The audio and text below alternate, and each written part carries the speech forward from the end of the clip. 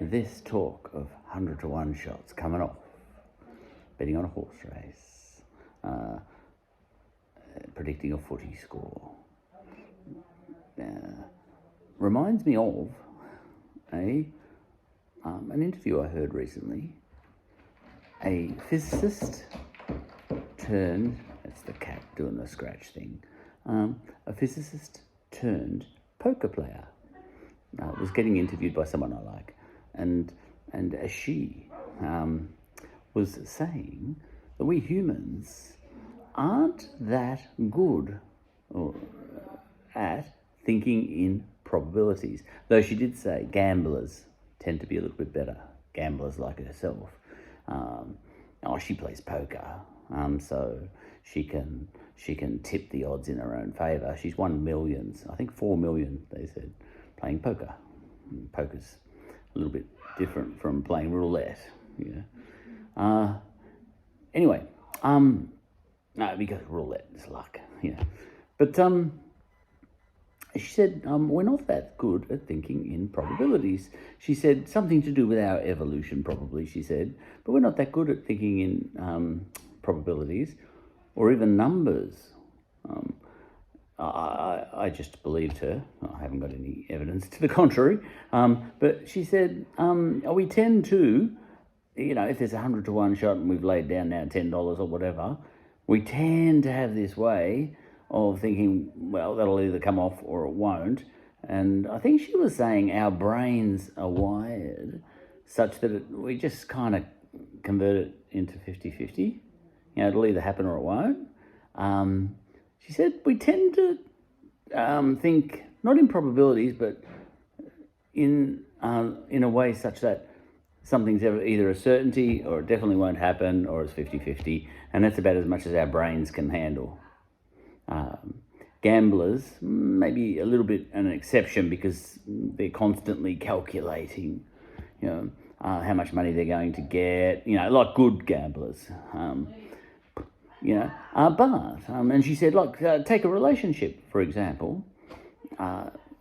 She said with her and her partner, but both being professional poker players, they actually sat down once and asked each other what they thought. They're poker players, they're always thinking in probabilities, And she said it wasn't that unromantic. She said, what do you think? She said to her partner, whose name was Vlad or something, maybe he was a Russian, she said, what do you think the odds are that we'll still be together in 5 years' time? And this is the difference between people who think in probabilities and people who just think more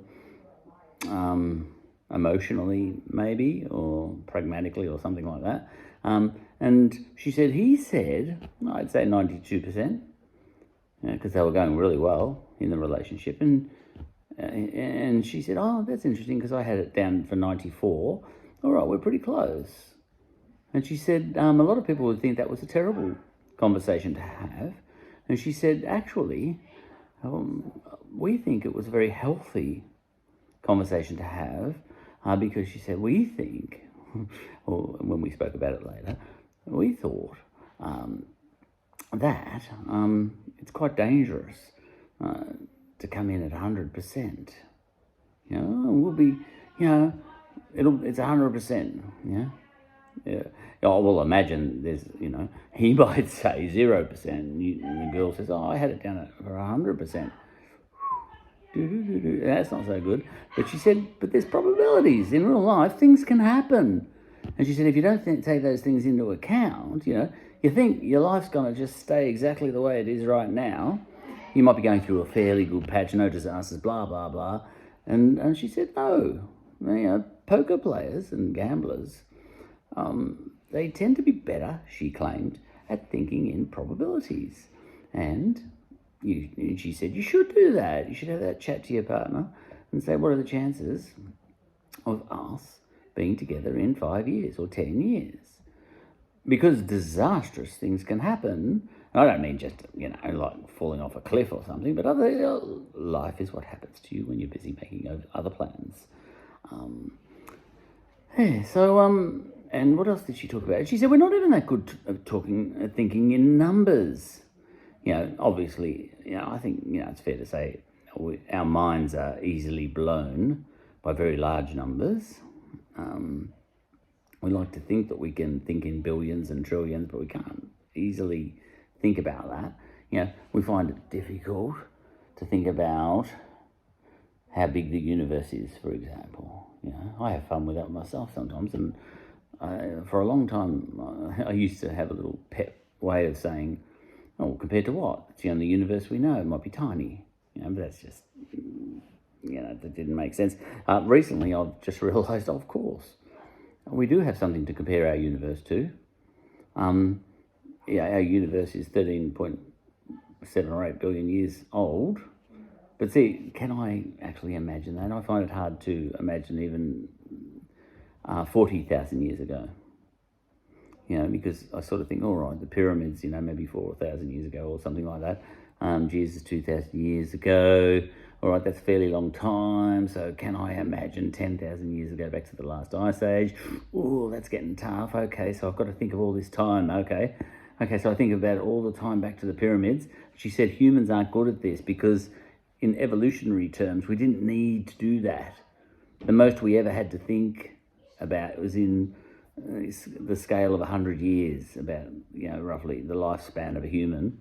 And we didn't have to think in terms of 1,000 years, and our brains didn't develop to do that, So we try and beat our own evolution a little bit, I think, and she reckoned. And we say, all right, I think I can imagine 40,000 years, or 50,000 years, or how long Indigenous Australians have been here in Australia, or, how long, or, but then you've got to go to 1 million years, or how long before, people got to, England, or whatever, maybe 60,000 years ago, I'd lay odds that was even further back than the Indigenous Australians, and definitely the Indigenous, people got to Southeast Asia before they got to Australia, so they go back further than how far Indigenous Australians got to Australia. But the point is, because they had to go there before they got here.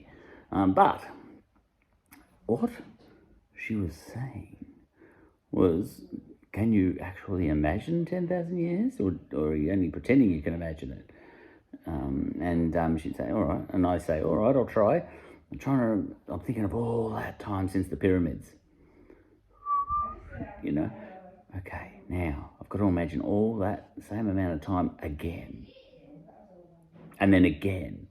And I'm back to the Ice Age, roughly the end of the Ice Age, the last Ice Age. And I said, all right, but now, okay, I've got that sort of in my head, maybe 10,000 years ago, maybe 12,000 years ago, whatever. All right, so now I've got that in my head. Now I've got to do all of that again, all that history since the pyramids were built. I've done that 3 times, let's say, so far. Now I've got to do all of that 4 more times over again. That's a lot of time of just people being born and dying and born and dying. How many major wars and everything never recorded.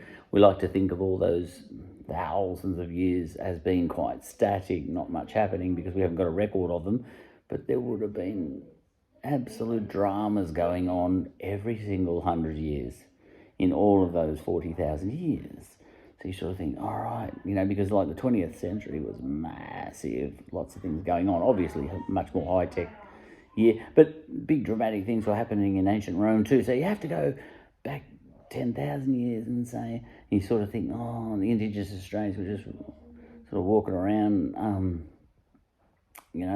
spearing bloody kangaroos, and over in England, men were clubbing women over the head and dragging them into a cave, whatever.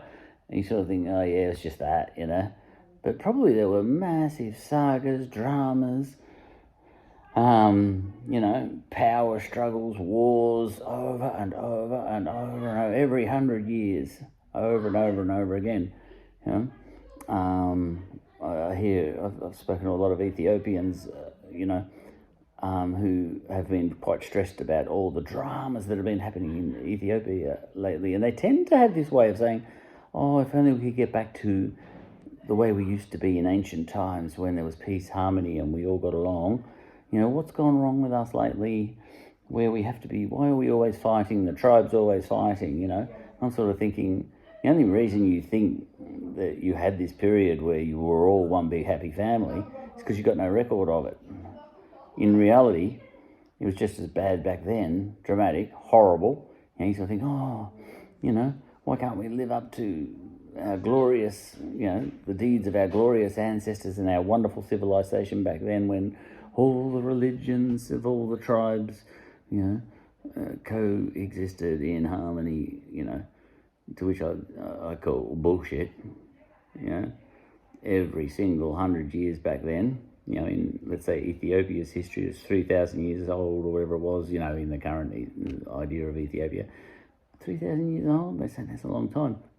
That's nothing, you know, compared to what I was talking about before. It's hard to think about that, you know. You sort of think, oh, that's a really old civilization like Japan. And then, but then you say, oh, God, no, I was going to think about, you know, how long the Indigenous Australians have been in Australia, or British, you know, the old Celts and pre-Celts have been in bloody the British Isles and all that sort of stuff. Oh, no, that's 40,000 years ago, 50,000 years ago, 60,000 years ago. And then you got to go back to, you know, Lucy in the Sky with Diamonds, that skeleton found in Ethiopia, back there again, which was, what was that, 2 million years ago? 2 million years ago, how am I going to think about that? This poker player said, we find it hard to think in those sorts of numbers, just like we find it hard to think in probabilities, or we don't want to, or whatever. We tend to shrink numbers in our heads back to something that our brains can handle. You know, something like, you know, like if there's a tragedy where a whole lot of people get killed or something, we kind of react to that, you know, let's say the Holocaust or whatever, you know, 6 million people killed.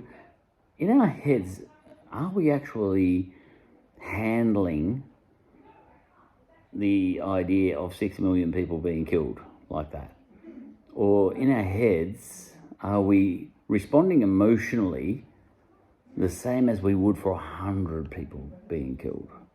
Because back in the day, when we were evolving, when we were in tribes and all that sort of stuff, you know, like 10,000, 20,000 years ago, you know, the most people that we kind of had to think about was about 100 people, maybe 50 people, maybe 200 people, whatever. But our brains perhaps got used to thinking in those sorts of numbers when we were hunter-gatherers. So we're talking way back before since 5,000 years ago, we've dealt with bigger numbers, but it takes a long time maybe for our brains to catch up. This reminds me of, there was an explosion in a barn the other day in Texas, a big barn, huge barn that had cattle in it, cows. How many? 18,000 cattle got killed. That's a big explosion. There was a picture of it on my news feed, and it looked like Hiroshima. You know, that's how big the smoke cloud was, with no mushroom top on it, but the big column of smoke. And I said, far out, 18,000 cows killed. 18,000 cows. I was trying to get my head around 18,000 cows, but my emotions wouldn't handle that much death. You know, like imagine if I was an animal lover, imagine if I was a Hindu animal lover who gets really upset if one cow dies. Trying to get my head around 18,000 cows dying in an explosion in Texas, which is what happened last week. And this poker player said, we probably can't get our heads around that, a little bit like we can't get our heads around the idea of how big the universe is, even though we kind of pretend or trick ourselves that we can, but can we? And that gets me back to the idea of, you know, because I was playing that game in my head, can I picture this universe as being not that big, just to get my head around it, you know? I wanted to do that. And saying, all right, come on, Charlie, come on, Damien, can you can you get your head around, how can you get your head around the size of the current universe? And I said, well, maybe I could just call its bluff a little bit. And I said to myself, all right, you're not so big. Like you would if you were fighting a big bloke. You'd go up to him and say, you're not so big. Bet you I could get you airborne with a hip and shoulder if I timed it right. You try and bring the guy down to size. I did that once with a mechanic in Lawn. Had a fight with him. Got him airborne. He got me airborne straight after that. Whole other story. But anyway, the point is, I tried to cut the universe down to size. And I said, all right. It's been going for 13.8 billion years. I always get that figure wrong. I'm sure it's 13.7. And I said, all right. Oh, wait a minute. How big is the universe going to be in 100 billion years? Ooh, I said, that's going to be a lot bigger than 13.8. Suddenly 13.8, the universe, how big it's grown in its first 13.8 billion years, doesn't seem that big, because I've just kind of almost imagined a universe that's been going for 100 billion years, which this universe might. And then I sort of think, oh, how can we even make this universe seem tiny? Just to cut it down to size like that big bloke. And I sort of say, oh, what about it? A universe that's trillion years old. Because that could happen. We don't know if this universe is going to keep expanding. It well might. Kind of looks like it might, actually. Might not. Might suddenly stop and start shrinking again and end up a big crunch and then a big bounce in another universe and all that sort of stuff. There's anything that could happen. We don't know. Well, I got a bit of insight into how that can happen, by the way. This is a digression. Apparently, at the start, via a mechanism unknown, the Big Bang, there was an initial thrust, an initial impulse, an initial impetus given to the universe, and it started expanding really quickly, but expanding at an accelerating rate. So, but then at the 5 billion mark, the 5 billion year mark, what happened then? No, there was only, I think it was only a few thousand or a few 100,000 years or something. So there was an initial really quick expansion, right? But once that initial thrust had worn out, and you can almost handle that as a human, you can imagine that almost, gravity between all the objects in the universe started to kick in, and it kept expanding, just, the universe, just through its own momentum. And then it started, but the rate of expansion started slowing. So it was still expanding, but at a decelerating rate, which is something you'd absolutely expect, just living on Earth, because gravity pulls things in. So the thing was expanding, but it was being pulled back at the same time. So trying to accelerate, but being pulled back. But then a very funny thing happened. At the 5 billion year mark, something kicked in that shouldn't have kicked in, but it did. And they call that thing dark energy. And the universe started taking off. It started expanding. It actually stopped slowing down. So it was, the expansion stopped slowing down, and then suddenly it started taking off again. So it's like, I mentioned this another time, throwing a cricket ball in the air, and of course it rises, but it rises at a slower and slower rate. It's still rising, and then it stops, and then it comes back down again. So this is like, what happened to the universe is, it expanded, but at a slower and slower rate as gravity was trying to pull everything back. And then there was something on a timer. Dark energy took over in the universe, and the universe stopped slowing down and then it was expanding at a constant rate for an instant, and then it started to accelerate. The expansion started to accelerate. Now, if we were living back in that time, we would have said, I did not expect there to be this secret little thrust built into the universe that would kick in at the 5 billion year mark. That's a big surprise, and get you thinking. And then the universe started taking off again. And to this day, it's still expanding at an accelerating rate. And you sort of think, oh, right, so that's going to just keep going like that forever.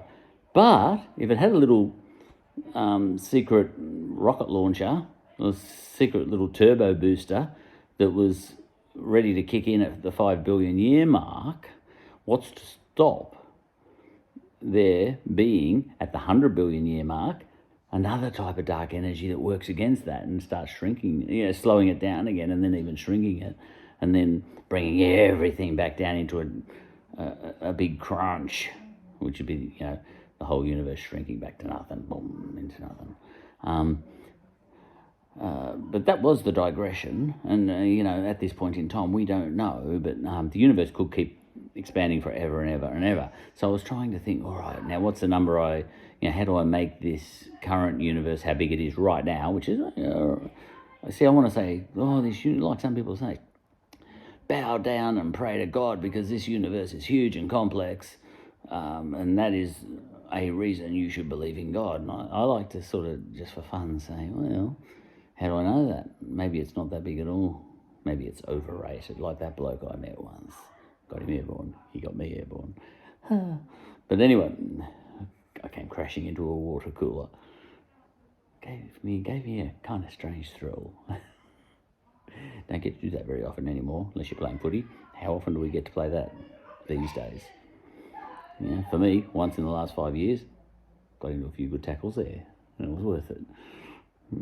Anyway, so, all right, so that's what I do. I say, all right, 100 billion years from now, let's say dark energy keeps operating on the universe as it is right now. The funny thing about dark energy is, if the volume of it's constant at the moment, it's a constant kind of thrusting force, and if the universe expands, dark energy expands within it.